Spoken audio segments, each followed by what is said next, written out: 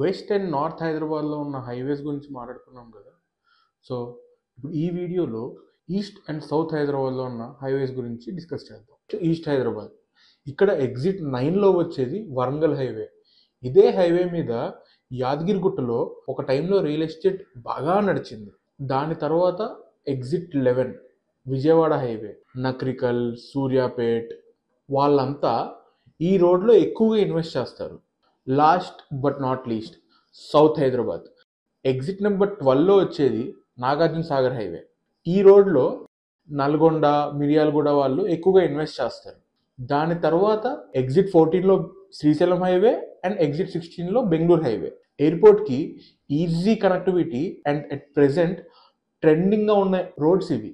ఈ హైవేస్ అన్నీ కూడా ఓఆర్ఆర్ ద్వారా కనెక్ట్ అవ్వడంతో హైదరాబాద్ రియల్ ఎస్టేట్ బాగా బూమ్ అయింది, రేట్స్ బాగా పెరిగిపోయినాయి. బట్ ఇప్పటికీ అండర్ వాల్యూడ్లో ఉన్న ప్లేసెస్ ఏంటో నెక్స్ట్ రాబోయే సిరీస్లో డిస్కస్ చేద్దాం.